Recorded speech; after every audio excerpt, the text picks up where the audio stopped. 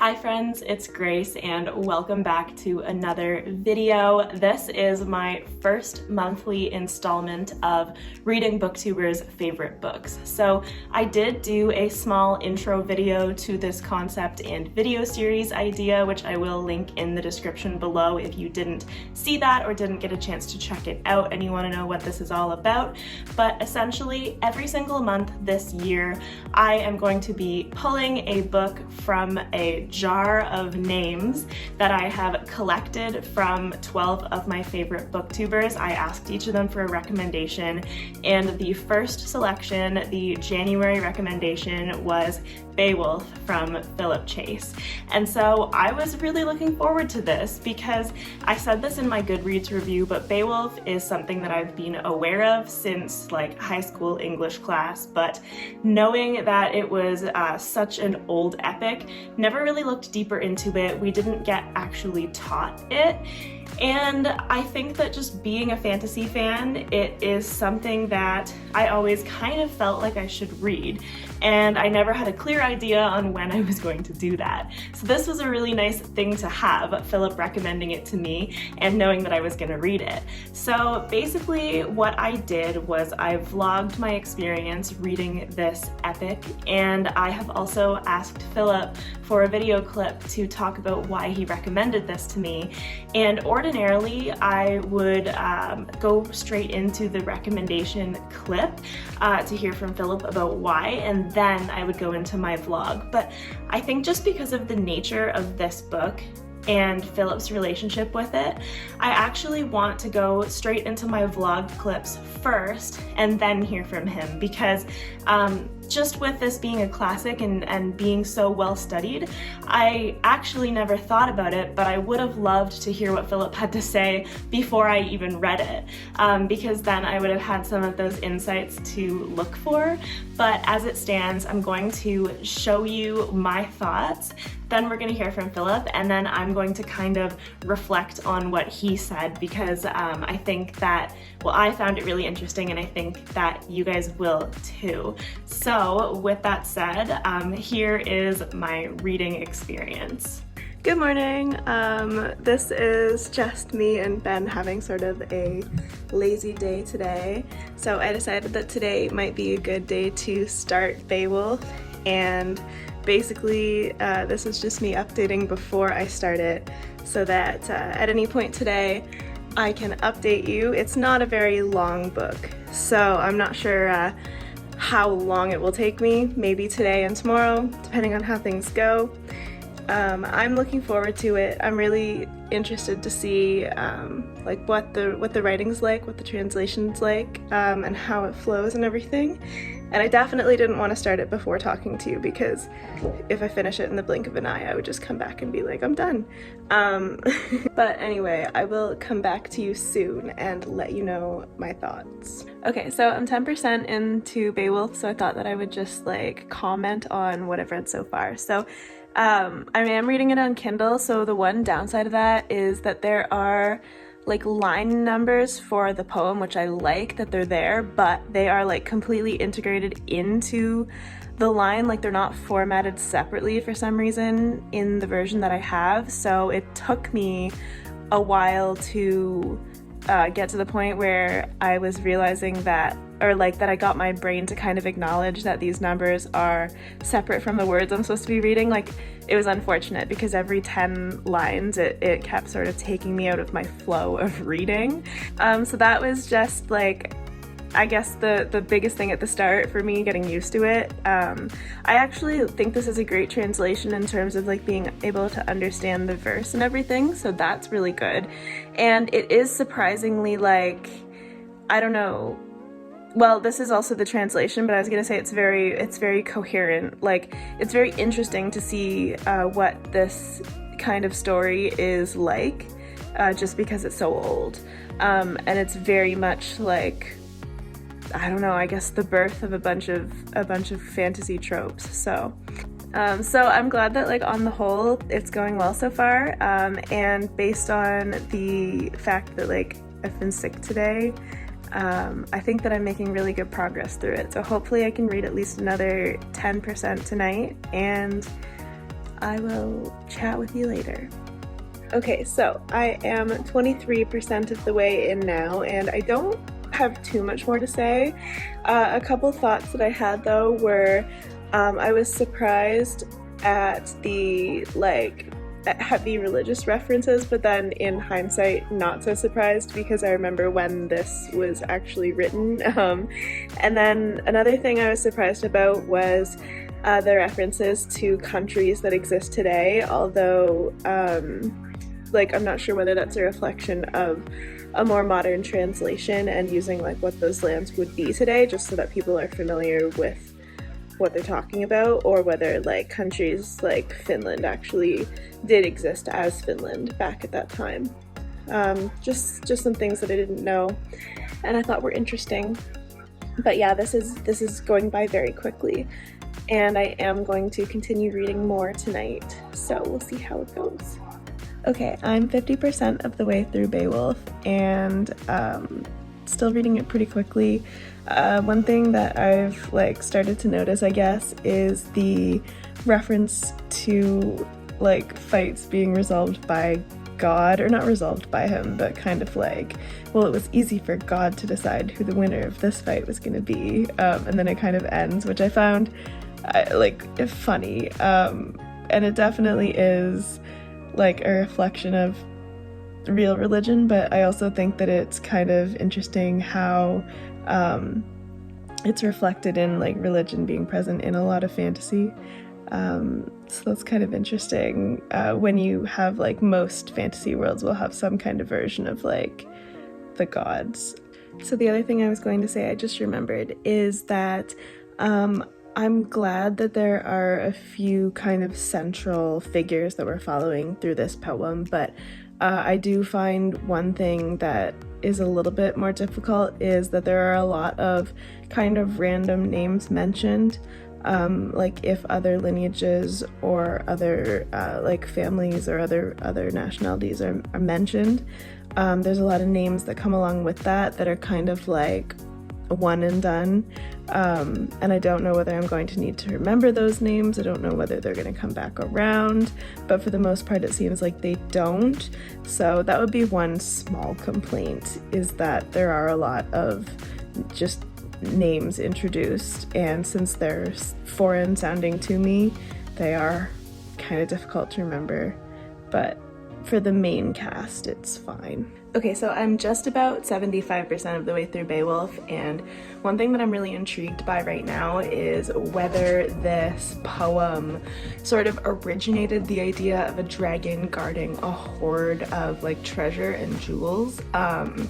I haven't read a lot of ancient things, but that motif seems like it's been around for a very long time. It's a very classic fantasy thing.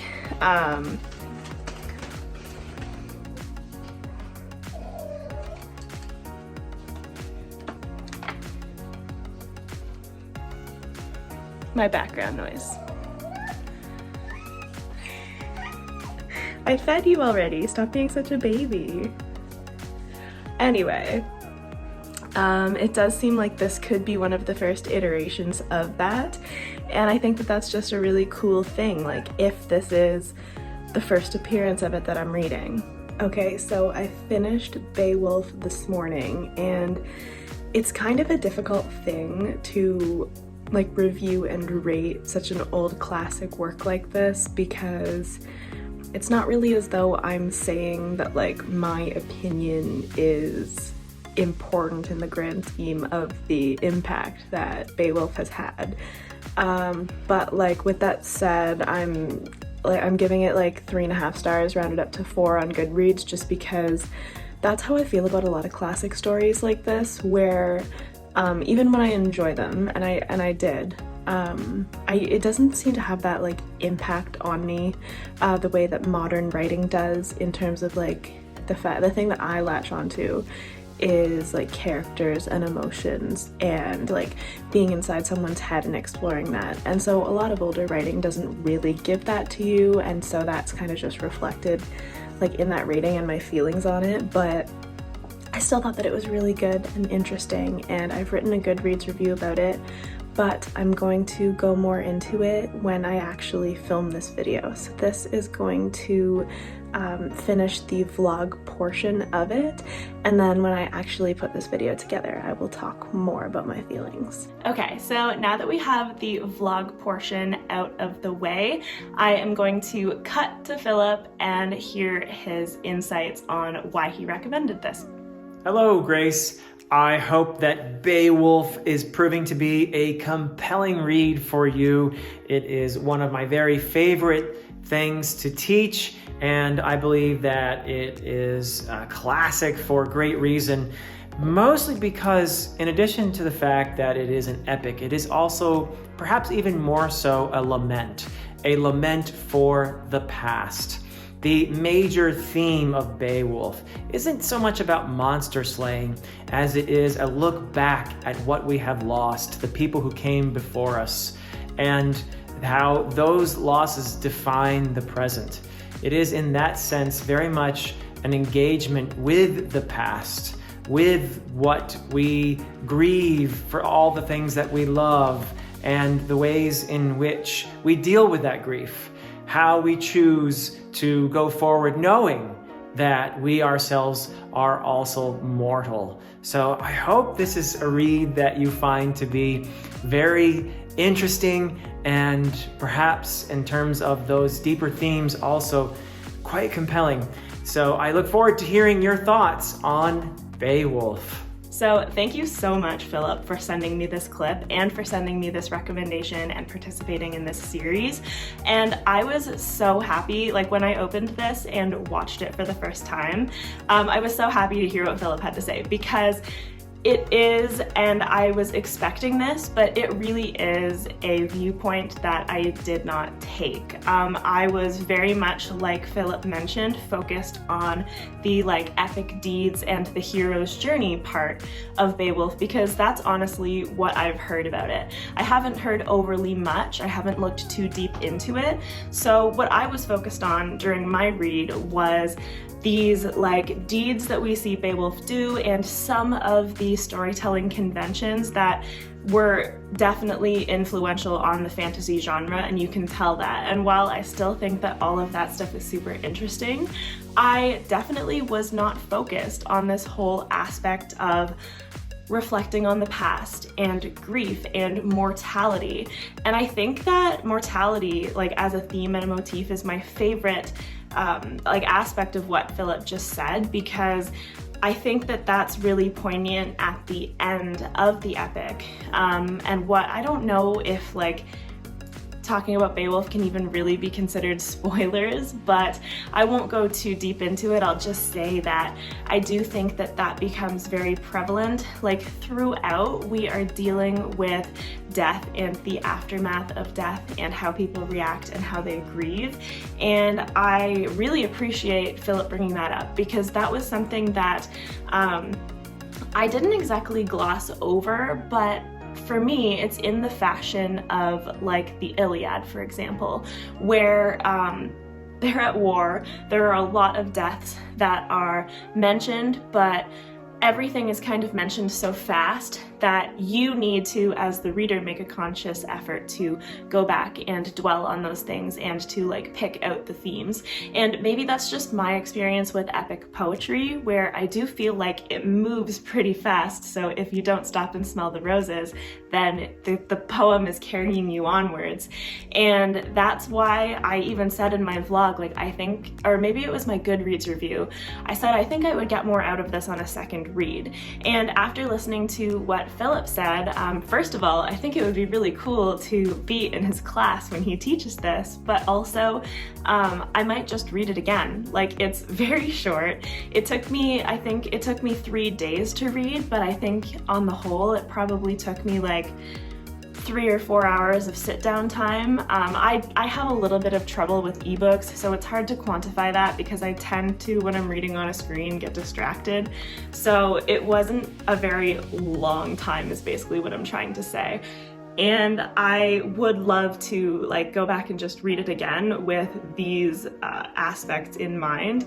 And I've never heard of a lament. I don't know if that's an official, like I've heard of the word obviously, but I don't know if that's an official term that Philip is using or whether that is his own like evocative expression for it, whether there is like epics and laments. I'm showing my very much not professional side of being a book reviewer, but it's fine. I'm not an English student. However, I do find those types of like breakdowns and analyses really cool and interesting, even if I'm not going to be the person necessarily doing them myself and finding new insights. I enjoyed Beowulf, and I will still stick by my 3.5 for now. It is rounded up to a 4, like it's a strong 3.5, but I do just feel like in the nature of epic poetry, like I've had to read the Iliad and the Odyssey a couple of times to feel like I've fully appreciated them. Like as I mentioned, I feel like it moves you along pretty fast, and that's not a bug of the writing. It's more of a bug for my interface with it because of the fact that it's harder for me to, like I was talking about, slow down, connect to it, and make sure that I actually am instead of just rushing through. So I might reread it again, like I might reread it immediately, we'll see, but I think that this was really cool and I'm really glad that I got to hear what Philip had to say. So if you're a fantasy reader, which I know a lot of my viewers are, or if you're just interested in literature in general, I would definitely recommend reading this, and if you're friends with Philip, then like talk to him about it clearly, because he has some really, really interesting thoughts, and he's a very smart man. So I'm really happy with this experience. So with that being said, that is going to be it for this one. I will have the February selection for this video series just included in my February TBR, so I'm going to wrap that all up in one video when I pull the name and everything, and I'm really excited to see which book it's going to be because I have some great selections from people. But yeah, that is it for this video. So please like this if you liked it. Subscribe if you want to see more content from me. I post new videos on most Mondays and Thursdays, and I will have my Discord with Ben, my socials, and Patreon linked in the description if you're interested in any of that stuff. And with that said, I hope you have a fantastic rest of your day. Bye!